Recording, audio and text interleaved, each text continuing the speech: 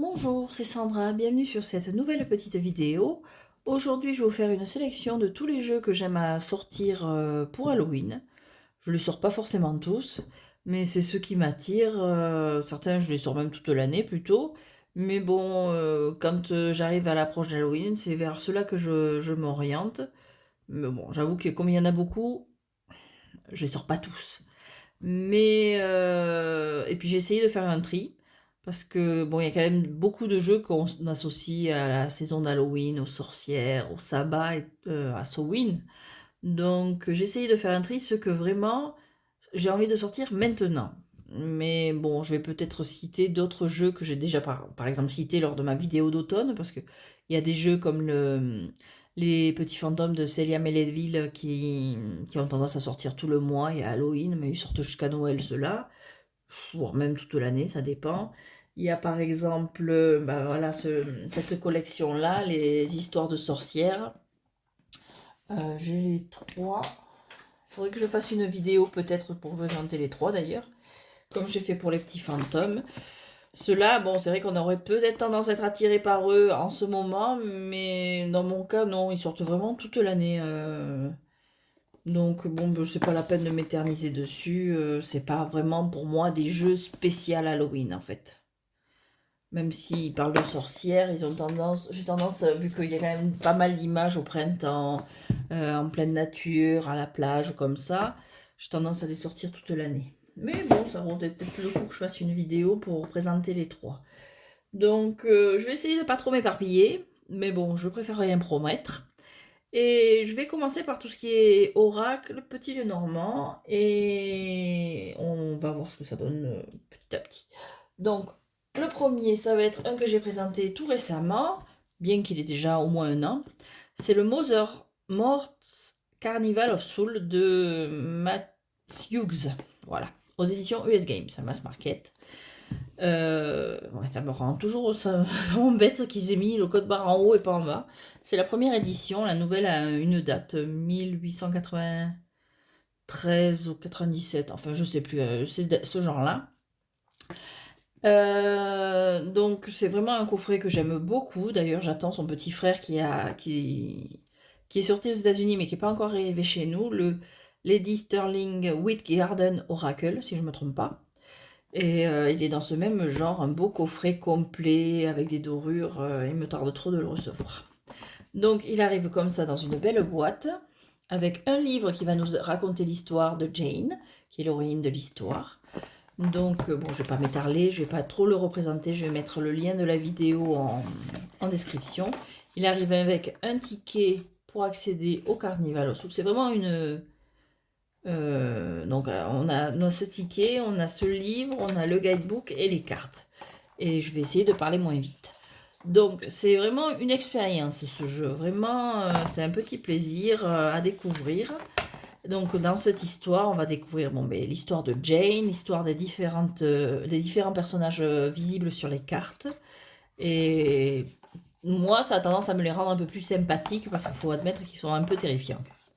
Bien sûr, il arrive avec un guidebook entièrement en couleur, avec une backstory pour chaque personnage et une interprétation pour chaque carte. Je sais plus combien il y a de cartes. C'est 32 cartes. Alors c'est pas énorme.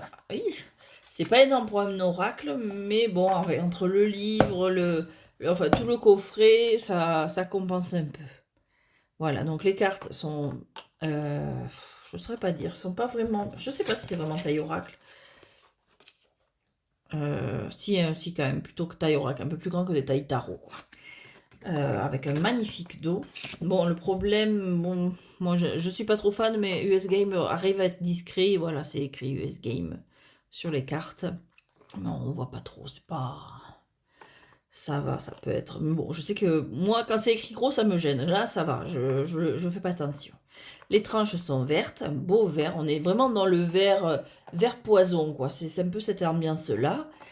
Et en linen. Je sais pas si ça va bien se voir, mais c'est du linen. Les cartes sont fines. Et donc, bon, l'histoire tourne autour de Jane et sa visite du carnaval où elle va rencontrer tous ses personnages. Donc, bon, je vais pas m'attarder trop dessus. Toutes elles ont cette espèce des morceaux en holographique vert. Et bon, on a des personnages, des magnifiques personnages. Alors, Mother More, c'est la propriétaire du carnaval. Alors, vous voyez, l'holographique. Bon, le Mother More a trois visages. Et différentes créatures du folklore. Donc, on a qui est assez terrifiant, le marchand de sable. On a des médecins. La Morrigan, je ne connaissais pas. Bon, la sirène. On a des clowns. Non, je ne suis pas super fan, mais bon. Admettons, bon, on a divers personnages du folklore, la sorcière dans le puits, de diverses histoires qu'on peut retrouver dans les cirques, enfin dans les cirques de freak show un petit peu, les cirques d'horreur dans les séries et dans les films, un peu à la American Horror Story, enfin ce genre-là. Voilà, donc le Mother More Carnival. Ensuite, en oracle que j'ai présenté également, ça doit être un des derniers que j'ai présenté, évidemment l'oracle Dia de los Muertos, qui est tout à fait aussi dans l'ambiance, aux éditions Très Daniel. Donc de Kelly Sullivan Walden et Emelica Greaves de Reyes Contra. Bon. Donc pareil, il arrive, rien à voir, avec un gros guidebook. Bon, le mien en espagnol parce que j'ai acheté à côté de chez moi.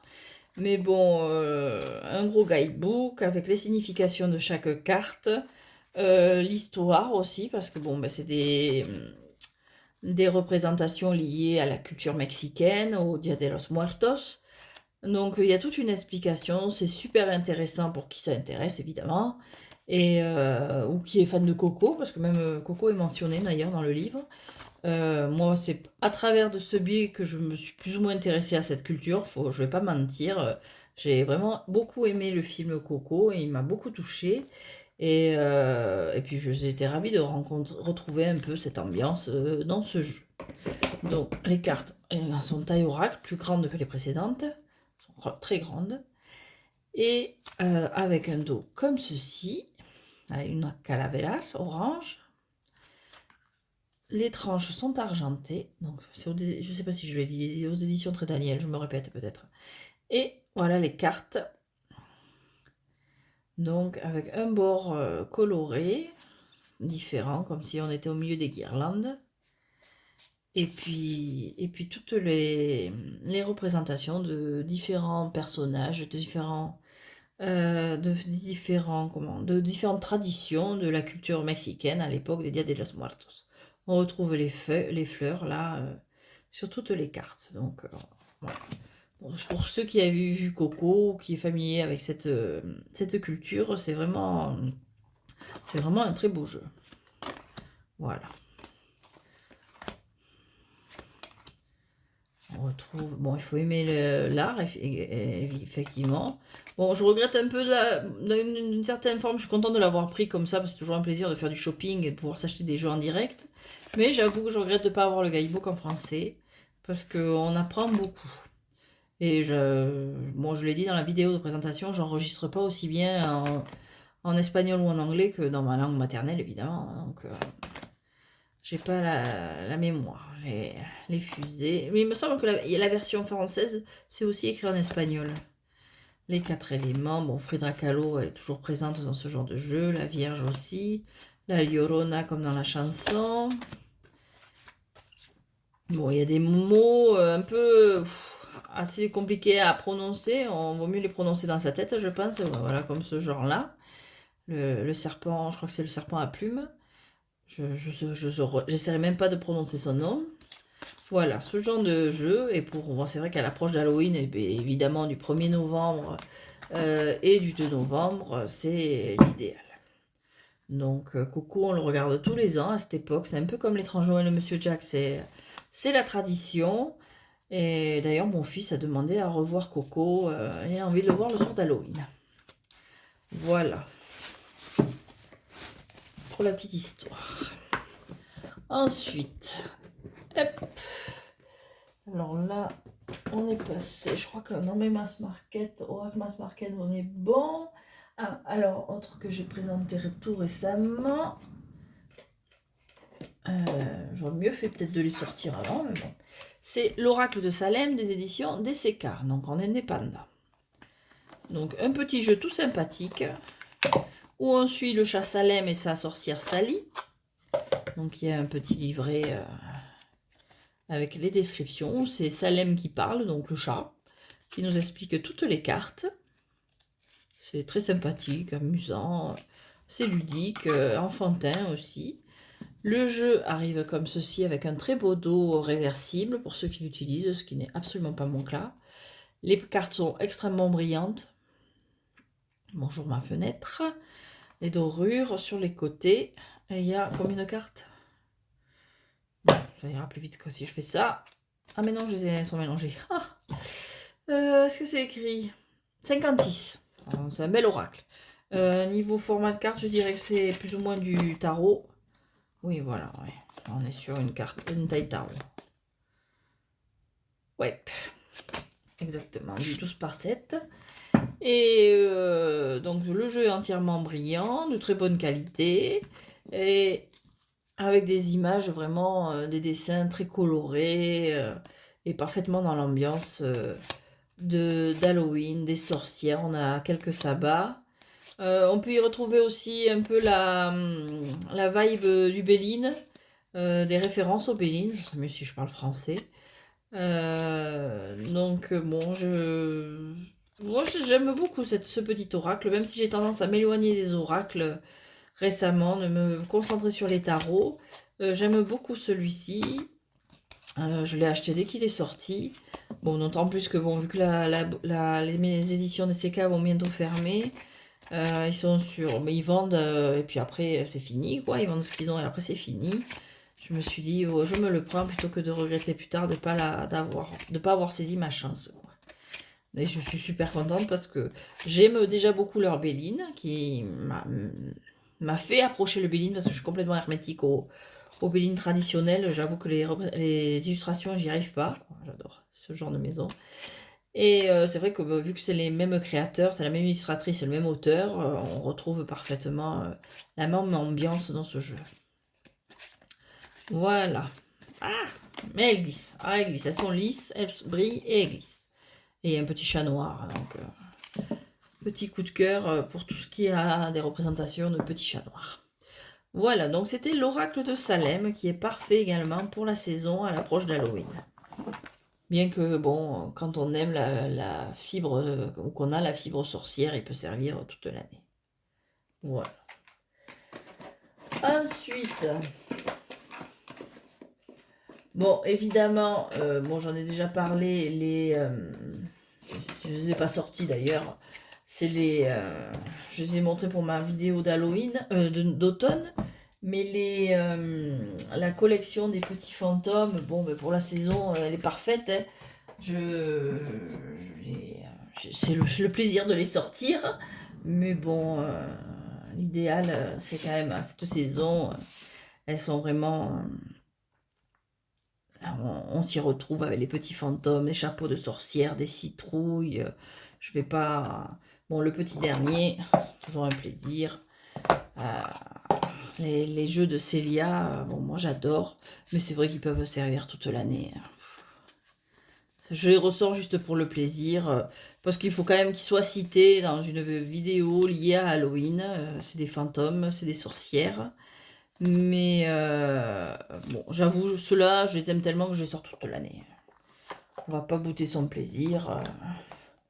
Voilà, donc les petits fantômes de Célia, donc le Boutaro, le Little Ghost Oracle et le Happy Ghost le Normand. C'est mieux quand c'est centré. C'est vraiment des petits jeux super sympas pour la saison. Voilà. Je vais essayer de tout ranger pour pas me mettre trop de bazar. Voilà.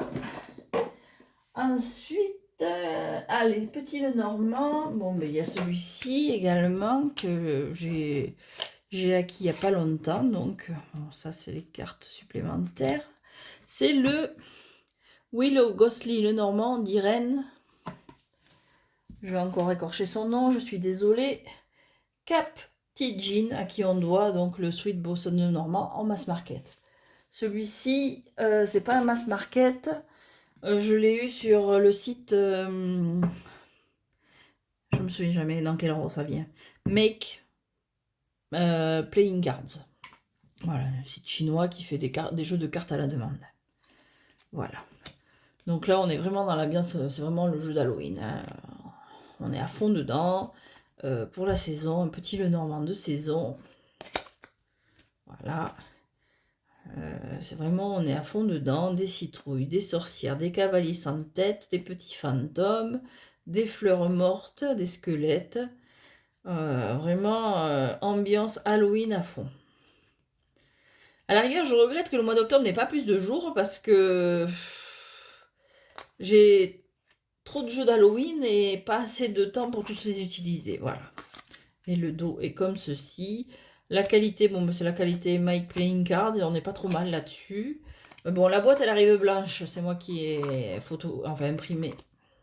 imprimé pour lui donner un peu de couleur avec le nom du jeu. Mais sinon, c'est une tech box blanche qui arrive. Ce petit jeu, il est vraiment super sympa. On est à fond dans l'automne et dans Halloween. Voilà. Donc celui-ci aussi, je l'ai présenté il n'y a pas très longtemps. Donc tous les jeux que j'ai présentés, il y aura les liens en description. J'essaierai de les garder à jour. Il y a des jeux que je présente par la suite. D'ailleurs, s'il y a des jeux que je n'ai pas présentés et qui vous intéressent, bon, normalement on trouve les présentations sur le net, mais bon. Je peux faire à la demande, il n'y a pas de souci, c'est toujours un plaisir et ça fait des idées de vidéos. Alors ensuite, bon ben le deuxième, je fais tout tomber. Le deuxième, donc c'est celui-ci. Et je crois qu'on est bon pour les petits Lenormand après. Ah, il y a celui-là aussi.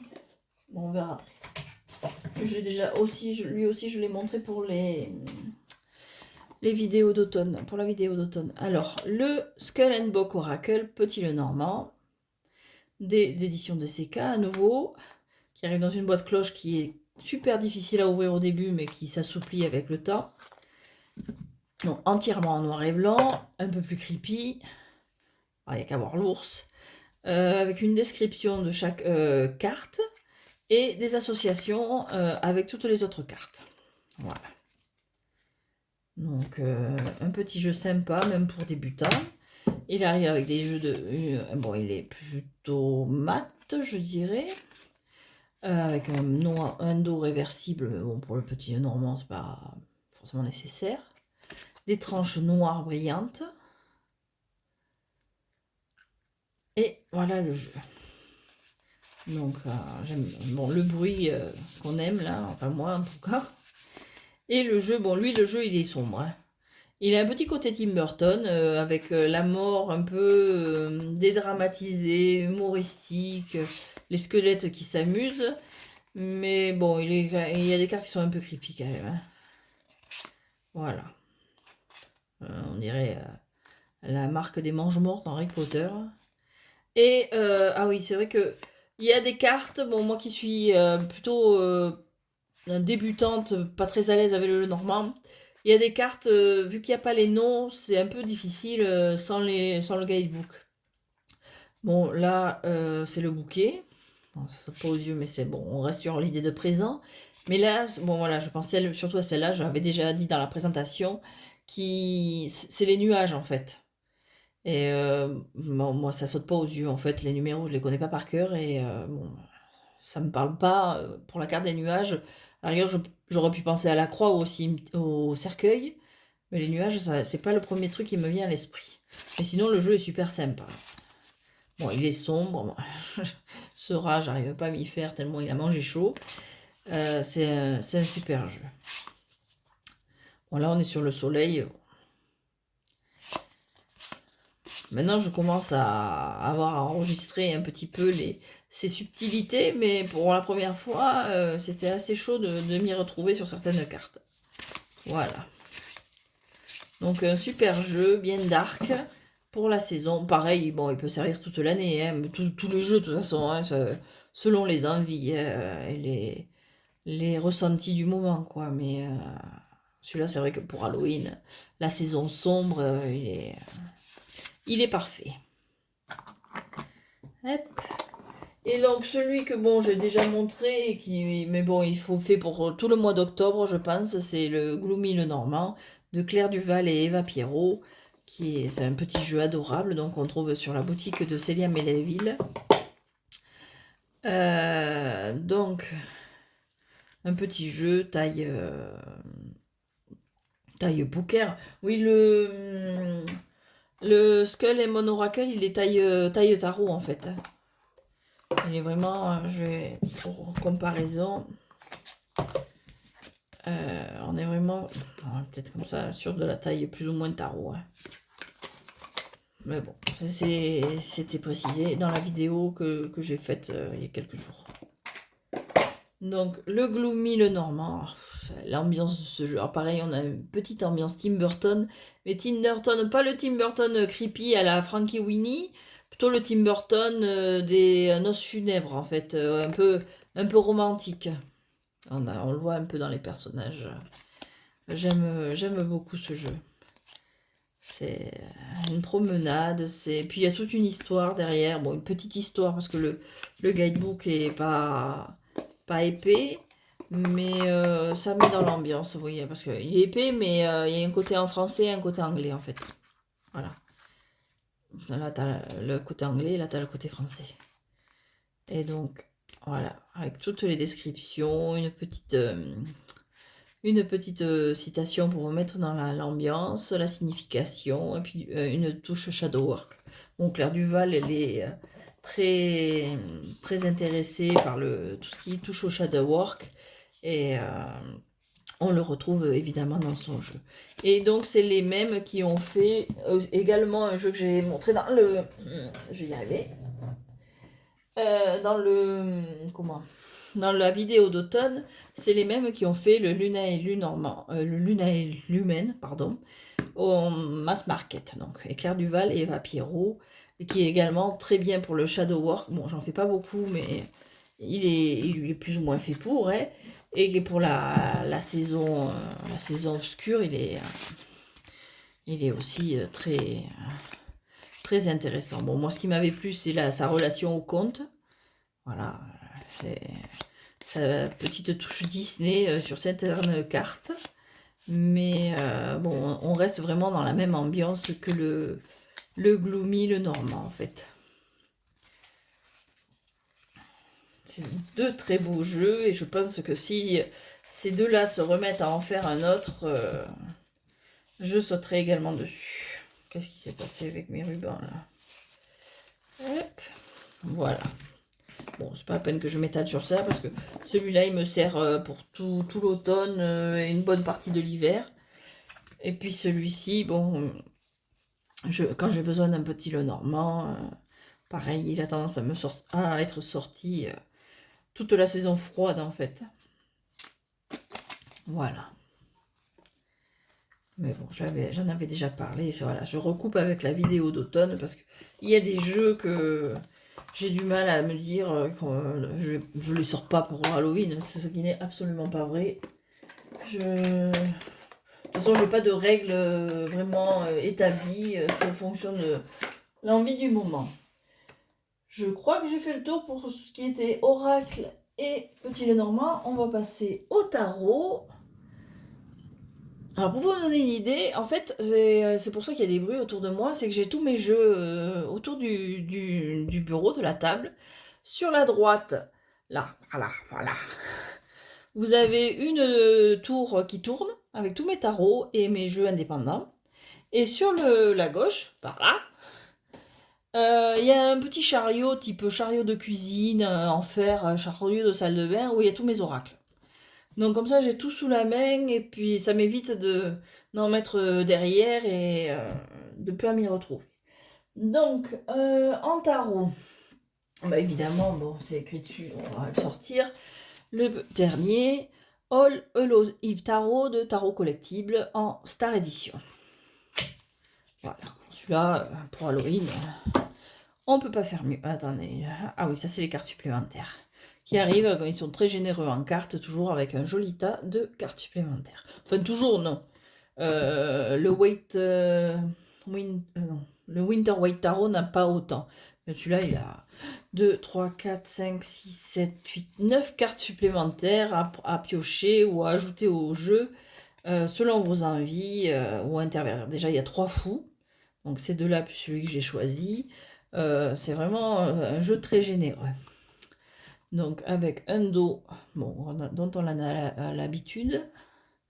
Tranche neutre. Bon, très bonne qualité de carte. On voit le jeu épais. Et voilà. Donc je l'ai pris en Star Edition. J'étais pas partie pour, honnêtement, parce que je me dis, j'ai le Winter White en Star Edition, mais je me disais, les étoiles, bon, ça va bien, ça donne un petit côté frosty au jeu, qui est déjà sur le thème de l'hiver et de Noël. Bon, à Halloween, c'est pas forcément nécessaire. Et puis finalement, j'ai craqué, je regrette pas, parce que ça lui donne ce petit touche magique. Vu qu'il est à fond sur les sorcières, ça va très bien ensemble, donc je regrette absolument pas le côté étoilé. Donc c'est un jeu, bon ben, comme souvent avec Tarot Collectible, c'est un clone Rider Waite Smith, avec, bon là celui-ci, il a un joli cadre de bois torsadé avec des feuilles, donc parfait pour l'automne. Et on reste sur du Rider Waite classique, donc parfait pour les débutants, quoi. Voilà. Bon, pareil, je vais pas m'éterniser, je l'ai présenté il n'y a pas longtemps, ce chat noir là, il n'a pas l'air sympa du tout. Vraiment, on a des vampires, des sorcières, des citrouilles, des squelettes. C'est vraiment un super jeu. J'aime beaucoup en avoir un pour Noël, en avoir un. Je suis pas super fan de celui du printemps, là, celui qui est un peu. Comment il s'appelle? Je crois qu'il y a Spring dedans. D'Horror Spring dedans. C'est bon, c'est le côté un peu trop hippie en fait. Coloré. Non, j'ai pas accroché. Dans ce genre-là, j'ai le Pulp Girl Tarot Deck. Et j'avoue que bon, ben, pour l'instant, j'ai pas craqué pour celui du printemps chez Tarot Collectif. Alors ça, c'est le fou que j'ai choisi avec un joli pierrot orange. Voilà. Il est vraiment super sympa ce jeu. C'est un vrai plaisir. Donc à vous de choisir sur les 9 cartes laquelle vous voulez dans votre jeu. Vous pouvez aussi également toutes les mettre. Il n'y a pas de règle préétablie. Mais je trouve vraiment que c'est super généreux de leur part de nous laisser le choix. J'aime beaucoup celle-ci. Voilà. Mais donc là, les 9 cartes supplémentaires à changer. Alors il y en a, voilà, c'est 2, 3... Ceux-là, ils ont tendance à ajouter, à être plus ou moins les mêmes qu'on trouve dans le jeu, mais en version plus hivernale. Pour faire un peu comme... Enfin, moi, c'est l'idée que je vais probablement faire durer le jeu après Halloween, en fait. Puis après, c'est une histoire de goût aussi. Voilà. Voilà, j'aime beaucoup ce jeu, également présenté en détail il n'y a pas longtemps. Bon, il arrive dans une tuck box, comme tous les jeux Tarot Collectible. Et comme tous les jeux en tuck box, c'est la galère à remettre dedans. Il y a toujours un rabat qui chope les cartes. Voilà, on va faire comme ça. Je prends mon temps pour les ranger, comme ça, c'est aussi bien. Alors ensuite, le Happy Halloween, pareil, on l'a présenté il n'y a pas longtemps. Alors celui-là, c'est un mass market. Sony Grays aux éditions US Game. Donc ce jeu a été en indépendant. Je crois même qu'il a peut-être dû avoir un Kickstarter. Il arrive avec un beau guidebook en noir et blanc. La description des cartes plutôt détaillée. Bon, en anglais, évidemment, il n'a pas été traduit de ce que je sais à ce jour. Et bon, ben, son nom, c'est le Happy Halloween Tarot, donc on ne peut pas passer à côté. Bon, c'est vraiment le Halloween Amérique du Nord traditionnel, avec la qualité de carte US Game, un léger linen, je ne sais pas si ça se voit, alors surtout avec la fenêtre, ça n'a pas l'air de se voir, des tranches noires, gris, anthracite, je ne saurais pas, peut-être qu'ils ont voulu les faire noirs, je ne sais pas. Et bon, ben voilà, on est sur à fond les couleurs d'Halloween, là. Il glisse beaucoup comme jeu, mais bon, c'est du linen. Moi, j'aime le linen. Je trouve le toucher vraiment agréable. Et donc, on est sur un pipe deck. On va pas trop l'encenser sur ce côté-là. On aime ou on n'aime pas. On est sur un pipe deck plus. Voilà. C'est-à-dire que les cartes, certaines cartes, c'est vraiment pipe deck avec juste les symboles, et d'autres, ça va être tiré sur le Rider-Waite-Smith. Il y a un début d'illustration, on va dire. Et les figures ont été renommées. Voilà, Cavaliere des Coupes pour le Reine, Rey. Attendez que je me souvienne, le page c'est comment?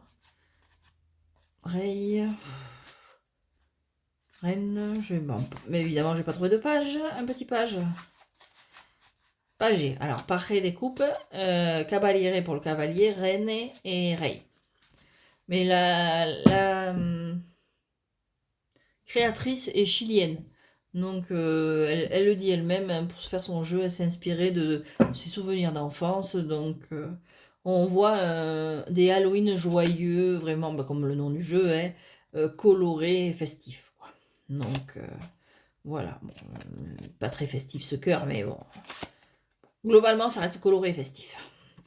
Voilà. Donc, on entend le linen. Hein. Voilà, là, on est sur... on n'est pas sur de l'illustration complète comme un Rider-Waite-Smith traditionnel, mais on retrouve quand même certains marqueurs. Voilà. Pour le 6 de bâton, bon, là, c'est pas évident. Il n'est pas pour les débutants, il faut avoir une bonne mémoire du classique, du jeu classique pour le 3 de bâton. Bon, c'est pas... Si on n'a pas en tête le jeu classique, c'est pas toujours évident. Voilà. J'aime beaucoup celle-là. D'ailleurs, ça me donne envie de goûter leur fameux Pumpkin Space Latte. On voit ça partout sur les réseaux. J'aimerais bien essayer une fois. Il n'y a pas de Starbucks chez moi. Voilà. Un très beau jeu, très sympa pour la saison, très coloré. Je peux montrer, j'aime bien le dos, mais lumineux. Ah, voilà. Un jeu super sympa. J'ai vraiment craqué. Je crois que je l'ai acheté dès que j'ai vu qu'il sortait. Je l'avais pas vu passer en Kickstarter. Et puis bon, j'ai bien fait finalement. Hein. Ah, une petite maison comme ça partout là. Enfin partout. Dans tous les jeux, il y a des maisons de ce genre, les jeux d'Halloween. Voilà. L'ambiance. Jeu très sympathique pour un Halloween festif. Hop.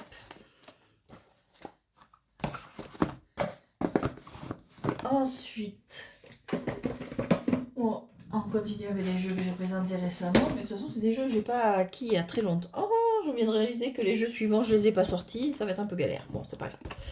On continue. Le Trick or Treat Tarot de Barbara Moore et Jonathan Hunt. Un très beau coffret de chez les Elveline. On reconnaît plutôt bien leurs pattes avec ces gros coffrets, de très belles boîtes, de très beaux guidebooks. Néanmoins, il faut faire attention parce que si on les ouvre trop, ils ont tendance à craquer et les pages, je pense qu'à la longue, peuvent se détacher. Mais c'est un très beau guidebook avec une belle description, des mots-clés et signification inversée pour ceux qui les utilisent. Donc on est sur un jeu plutôt pop culture.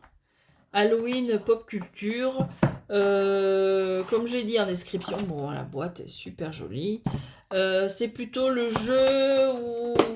L'ambiance du jeu, c'est plutôt on se balade dans une ville le soir d'Halloween, les gens sont déguisés, on reconnaît certains personnages, d'autres non. Et puis certains, on se demande si ce sont vraiment des personnages ou si des ghouls et des zombies ne sont pas sortis de leur cimetière ou de leur marais pour manger quelques cervelles. En gros, c'est un peu l'ambiance du jeu. Voilà, donc il arrive avec un très beau dos bien coloré qu'on peut mettre à l'endroit ou à l'envers, des tranches neutres et en brillant. D'ailleurs, le premier, bon, on voit qu'on est dans la pop culture. Bon, qualité l'Elveline, taille tarot standard, voilà. Donc voilà, on a du Morpheus, on va avoir les magiciens, des costumes plus traditionnels. On a ce petit fantôme donc, qui est le fou, qu'on retrouve sur plusieurs cartes. Donc le fou et le monde. Voilà. On en a qui ressemblent vraiment à des costumes. On en a d'autres... on avait... Voilà. Lui, par contre, on se demande si c'est vraiment un costume ou si il n'est pas venu pour nous bouffer. Là, bon, bah là, on a clairement le costume fait de briques et de broc avec la Pokéball autour du cou. Là, on a un zombie séparé. On se demande si c'est quelqu'un qui est déguisé ou si il est vraiment venu bouffer des cerveaux. Bon, notre petit fantôme, à la fin de sa tournée. Des méduses, des sorcières, le loup-garou qui a l'air d'avoir déjà bouffé le petit chaperon rouge, des vampires, des momies, la belle au bois dormant. Donc voilà, on retrouve le fou avec son petit fantôme. Un ninja avec des chaussettes de foot. Une espèce de reine des neiges. Là, on a un mix, on a plus ou moins l'assassin dans Scream, ou un des Nazgûl du Seigneur des Anneaux, on ne sait pas trop. Là, il y a une personne qui allait faire une overdose de bonbons. Des diables, des docteurs faciliers, des chevaliers. On en a qu'on reconnaît, d'autres moins. Là, on a une espèce de petite fée clochette. Cruella, un ninja, enfin voilà, on se balade, les gens sont déguisés. Non, bon, on retrouve le Joker. Bon, on est sur Rider Waite-Smith, Elvira. On est vraiment, voilà, on se balade. Bon, là, on a la famille entière, c'est que des personnages pop culture avec Sabrina, la créature de Frankenstein, Dracula, une espèce de Draculito, là, le magicien d'Oz. Là, on a Star Wars, là, on a une espèce de loup, c'est un peu creepy. On a vraiment de tout, c'est un Halloween festif, mais faut pas trop aller voir ce qui se passe dans l'obscurité, en fait, hein, parce qu'il y a certains personnages qui se font un peu peur, hein.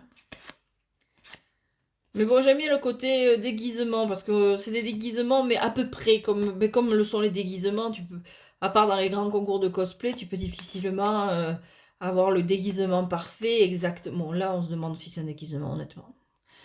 Hein. Bon, là, c'est pas sûr. Là, je m'approche pas. Mais voilà, là, on retrouve Mérida. C'est de l'à peu près pour certains costumes. Puis il y en a d'autres qui sont tellement parfaits qu'on se demande si c'est pas du vrai, en fait. Et qu'on ferait pas mieux de rentrer chez maman et d'abandonner la chasse aux bonbons. Voilà. Donc j'aime beaucoup l'ambiance de ce jeu. Celui-là, je l'ai trouvé... Bon, c'est un mass market. Mais il est pas tout récent, celui-là, si. Oh, 2021, si. Je l'ai trouvé au musée du tarot à Madrid. Voilà. Ensuite, qu'est-ce qu'on a? Ah oui, voilà, c'est ceux-là que j'ai dit que j'aurais dû sortir bien avant de commencer la vidéo, mais bon, mon organisation est toujours aux fraises. Bon, alors évidemment, on peut ressortir le Agatha Long, mais bon, pour moi, c'est un jeu de toute l'année. Bon, de l'automne en général. Non, celui-là, il va servir toute l'année, donc c'est pas la peine. Désolée de la perte de temps. 1, 2, 3. Évidemment, ils sont tous dessous. Eh bien, tant qu'à faire. Je vais y arriver. Allez, on les met derrière. Je suis toujours là. Donc, on commence la série. Bon, Hocus Pocus. Alors là, on va commencer la série des jeux à licence.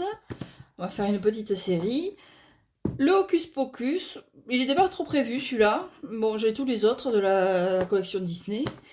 Mais je suis tombée, bon, c'est la version anglaise. Je suis tombée sur Amazon, il était à 7 €. D'habitude, il est à 30. Je dis, bon, allez, si je craque, c'est un petit plaisir à ajouter à la collection, quoi. Donc ces jeux sont plutôt bien faits. Je dirais pas super bien faits, mais sont plutôt bien faits. Ils sont édition Inside. Ouais, Inside Edition. Ils arrivent avec des guidebooks en couleur. Et c'est vrai que le Hocus Pocus pour Halloween, bon, mais il est parfait. Le film est parfait pour Halloween. C'est pas franchement un film qui a bercé mon enfance. Je l'ai connu sur le tard. Mais c'est vraiment sympa pour la saison, quoi. Et celui-ci est plutôt pas mal. Même si c'est un pipe deck, comme souvent ces jeux... il est plutôt pas mal parce que les cartes numérotées sont peut pas dire qu'elles sont illustrées, mais c'est pas que des bâtons qui se répètent en fait. C'est assez... C'est illustré d'une certaine façon, mais bon, ça aide pas plus. Hein, faut pas... Voilà. Donc, bon, il est pas classé, évidemment. Bon, c'est juste un petit listing. Le dos est comme ceci. Bon, ben, c'est compliqué de le faire réversible, enfin, de le tourner. La qualité des cartes, c'est toujours plus ou moins la même. Elles sont relativement épaisses et mates. Il faut quand même faire attention au brassage. Et voilà, alors le jeu, on est à fond. Bon, on retrouve toutes les personnages du premier film. Un peu dans l'ambiance du précédent, la ville qui est déguisée. Et bon, pic deck, voilà, c'est... Bon, ben, on a les potions pour les coupes.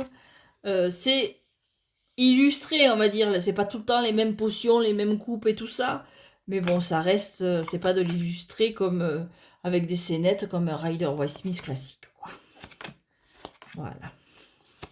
Mais bon, j'aime beaucoup ces jeux. J'y suis assez attachée. Puis bon, c'est vrai que celui-là, il a vraiment l'ambiance Halloween. Il donne envie de voir le film. Mon fils est peut-être un peu jeune pour le voir et il n'aime pas trop se faire des frayeurs avec voilà. La série des citrouilles, on a la série des potions. Après on a la série... Qu'est-ce qu'on a comme série des éclairs. Je crois que c'est pour... Et des bougies. Voilà. Donc je pense que les bougies c'est les bâtons, les éclairs c'est les épées, si mes souvenirs... Bon, ben, les potions, les coupes, et les pumpkins, enfin les citrouilles, c'est les deniers. Voilà. Donc on retrouve la patte Disney dans les dessins. Je pense que je vais faire une vidéo de tous mes jeux Disney à un moment donné. Pour le plaisir. Voilà. Donc bon, ben celui-là pour Halloween, un incontournable. On est à fond dedans. Ensuite, bon, on va continuer la série. Je vais y arriver. Hop. Ensuite, qu'est-ce qu'on a? Ben, évidemment. Bon, celui-là, la grande question, est-ce un film de Noël? Est-ce un film d'Halloween? Allez, il va nous servir jusqu'à Noël, celui-là. Donc, le étrange Noël, le tarot, l'étrange Noël de Monsieur Jack. Celui-ci est en français aux éditions Hachette Heroes, il me semble. Il me semble que c'est eux qui font ça. Ah non, ben je me trompe, c'est Eugene Munning. Désolé. Eugene Moonin. Bon, je sais pas comment ça se prononce, c'est le logo est là.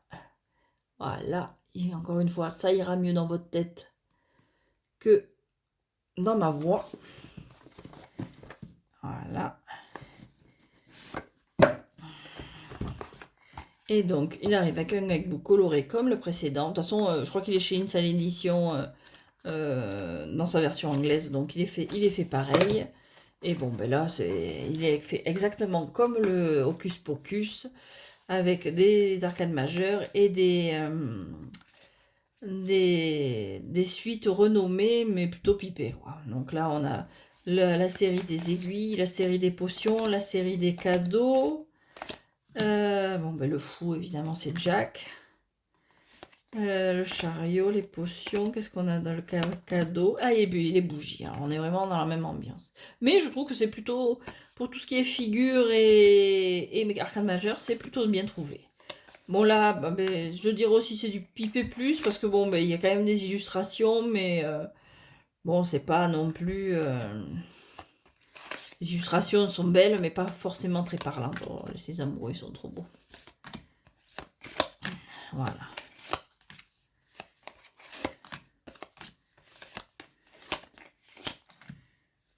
C'est un très beau jeu que j'aime beaucoup. De toute façon, je suis très fan de l'étrange Noël de Monsieur Jack. D'ailleurs, aujourd'hui, je suis habillée un peu à fond à l'étrange Noël de Monsieur Jack.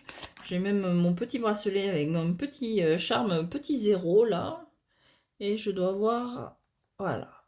Je ne sais pas si ça se voit bien. Sally et Jack. J'aime beaucoup et je peux pas passer cette époque sans voir le film. C'est ma petite tradition à moi. Allez, ex aequo et Coco. Voilà, la lune. Voilà.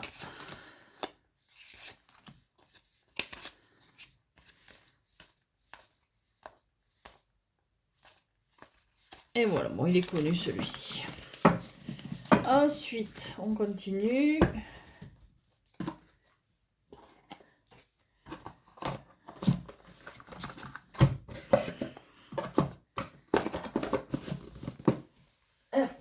Dans la même ambiance, les vilains Disney en anglais, aux éditions Inside, encore une fois, même boîte, même ambiance, même façon de faire. Je crois que même tous leurs guidebooks font 128 pages en couleur. Ils ont de très jolis dos en général, voilà.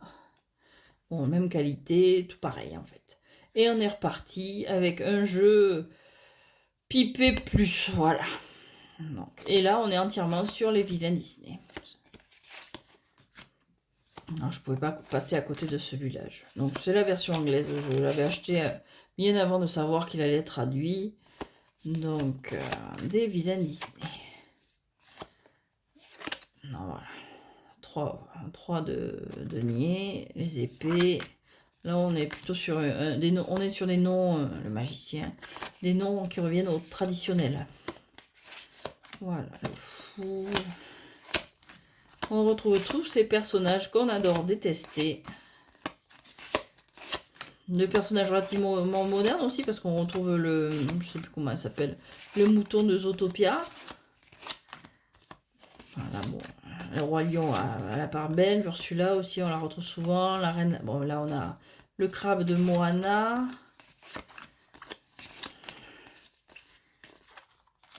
Bon, on retrouve surtout les classiques, mais on retrouve des personnages qu'on voit pas souvent. Ça, lui, c'est quoi? C'est pas Bernard et Bianca au pays des kangourous, ça? Ouais, quand même. Bon, en tant que fan de Disney, je pouvais pas passer à côté. Bon, là, c'est des films qui sont tombés dans l'oubli, là. Bienvenue chez les Robinson ou un truc comme ça. Là, c'est Big Hero 6. Mais bon, il y a quand même... Les classiques sont quand même... super représenté. On va pas bouder notre plaisir. Voilà. Donc ça aussi pour Halloween, petit parfait. Surtout quand on peut aller à Disney, à cette époque que j'adore. Voilà. Et un petit plus, ça serait celui de Buffy que j'aimerais présenter aussi. Bon, j'ai la version française. Mais bon, celui-là, il me sert toute l'année. Lui, il est à la chetterie rose. Peut-être qu'il est chez Inside au début, je sais pas. Bon, je sais pas. Et celui-là, c'est une de mes références en jeu de franchise pop culture, parce qu'il est super bien fait. Il a des défauts dans le guidebook, parce qu'on a l'impression qu'il y a certaines cartes qui étaient prévues et qui ont été changées au dernier moment, donc on n'a pas la description de la bonne carte. Mais le jeu est super bien fait et il est entièrement illustré. Mais vraiment, tout est illustré. Il n'y a pas de pipe deck là. C'est un vrai jeu où toutes les cartes ont été travaillées. Donc je pense que celui-là, il va mériter une bonne petite présentation. De toute façon, Buffy, c'est j'ai grandi avec, c'est ma génération. Je regardais ça quand j'étais jeune. Le coffret, je me le suis revu plusieurs fois. Et je crois que ça passait à la trilogie du samedi sur M6, ça s'appelait comme ça le truc. C'est là où on a découvert Charmed aussi. Toutes les séries fantastiques qui ont bercé notre adolescence. Mais Buffy, c'est vraiment... C'était ma chouchoute. Donc je vais pas trop m'étaler dessus. Je pense que lui, il va avoir sa petite présentation. Juste pour le plaisir de me replonger dedans, en fait. Et puis bon, celui-là... Bon, il est bien pour Halloween, mais bon, il est bien pour toute l'année. Buffy, c'est toute l'année. Voilà. Et on va finir par mes petits jeux, le Scarabeo. Le Haunted House. En fait, c'est deux jeux que j'ai trouvés par hasard. Non, ce jeu dit des bêtises. Celui-là, non. C'est celui-là que j'ai trouvé par hasard dans un marché du livre à 10-12 euros. Et même si c'était pas prévu, je dis à ce prix-là, je vais pas bouder mon plaisir. Feu. Un truc dans la rue, quoi. Une bourse aux livres. Donc voilà, il était neuf. Donc j'ai sauté sur l'occasion. Donc c'est un jeu Lo Scarabeo avec la qualité Lo Scarabeo. En plusieurs langues, anglais, espagnol, italien et portugais. Et puis bon, bah, celui-là pour Halloween, son nom c'est le Jack... Oui, c'est mieux si je dis le nom quand même. Jack o' Lantern Tarot. Bon, moi j'ai fait les tranches. Alors je l'ai voulu orange fluo. Mais bon, sur les tranches grises, elles sont sorties rouille. Donc bon, ça jure pas trop dans la mesure où il y a plusieurs types de orange. Ça va. Ça me gêne pas trop. Et puis il a un côté un peu ancien. Donc bon, le couleur rouille, finalement, ça lui va pas trop mal. Je me suis dit, bon, il m'a pas coûté cher, je tente le coup. Bon, c'est un peu foiré, mais ça me perturbe pas pour une fois. Donc voilà. Celui-là, il est un peu space, hein, parce que bon, les couleurs, les motifs, il fait vraiment ancien, mais avec un skin Halloween, citrouille, il est vraiment bizarre, mais j'aime bien l'utiliser, hein. Pourtant, au début, je trouvais bof. Je l'ai pris pour le prix, en fait. Je me dis, bon, allez, à ce prix-là, je tente. Et finalement, non, il est sympa à utiliser. Il a une ambiance bien à lui. Je sais pas si on voit... Ouais, le Scarabeo, ils mettent pas le nom des artistes. Pas toujours, en tout cas.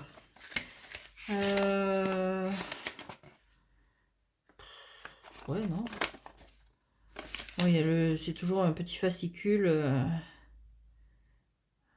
Ah si. Guilano Costa et Rachel Paul. Voilà.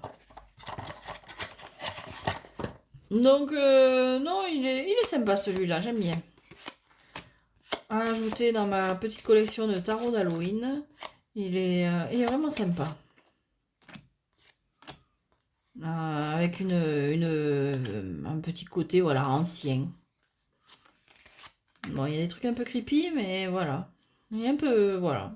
Je ne saurais pas trop comment le décrire, ce jeu. L'ambiance est particulière. Il fait un peu vieux tableau, avec des citrouilles partout, mais un peu vieux tableau, en fait. Vieille peinture. Mais j'aime bien. J'y reviens pas mal en ce moment. Et puis bon, j'aime bien manipuler les jeux Los Scarabeo. Ils sont fins, ils sont souples. On a l'impression qu'on peut faire n'importe quoi avec ces jeux. Et bon, à part les remettre comme il faut dans la boîte, visiblement. Allez. Et le petit dernier. Donc c'est le Haunted House. Non, celui-là, je l'ai pris sur Amazon. J'aime bien, j'adore l'ambiance de ce jeu. Donc on est encore chez Lo Scarabeo avec Sacha Graham et Mirko Pierre Federici. J'espère que je n'ai pas écorché le nom encore une fois. Donc c'est un super petit jeu où on se balade dans un manoir hanté avec une jeune femme. Donc le dos est comme ceci. Bon, je ne m'étale pas sur la qualité, c'est la qualité Lo Scarabeo, ouais, toujours pareil. Il mériterait presque des tranches noires celui-là. Et donc on se promène avec cette jeune femme au milieu d'un... Voilà, on est accueilli dans un manoir un peu bizarre, avec des habitants très, très typiques, très particuliers. Ben, il mériterait aussi peut-être une petite présentation. Il y a des vampires. Ici, il se passe des choses très bizarres dans ce manoir. Mais je le trouve super beau. Vraiment, les dessins sont vraiment magnifiques. On dirait un vieux film... une vieille histoire, bon aussi une vieille histoire normale avec les vêtements et les costumes, les dessins. Ouais voilà, on est dans un vieux film. Bon là on retrouve un peu les jumelles là. Ce genre d'ambiance vieux film noir, pas vieux film noir, mais les vieux films d'horreur avec les monstres à la Universal, c'est ça, ce genre là. Vraiment, j'aime beaucoup l'ambiance de ce jeu et bon, bah, parfaite pour Halloween également. Voilà. Mais bon, peut-être qu'il mériterait sa petite présentation aussi. Bien qu'on en trouve pas mal sur YouTube, évidemment. Hein. Voilà. Et je crois que j'ai fait le tour. Voilà, voilà, voilà. Des jeux vraiment que j'ai tendance à sortir spécifiquement maintenant. Voilà, pour Halloween, pour jouer à la sorcière, si on peut dire ça comme ça. Pour toutes ces ambiances-là, c'est les jeux que j'aime sortir maintenant. J'ai un bazar pas possible, j'ai des jeux dans tous les coins du coup. J'ai essayé d'être organisée, mais ça n'a pas duré jusqu'au bout. Bon, c'est pas grave. Je vous remercie d'avoir suivi cette longue vidéo, qui j'espère était plus courte que celle d'automne, mais finalement pas du tout. Pourtant, il y avait moins de jeux, mais j'ai plus parlé. Donc, merci d'avoir suivi cette vidéo jusqu'à présent. Je vous souhaite une très bonne journée, très bonne fin de journée, très bonne nuit peut-être. Portez-vous bien et à très bientôt.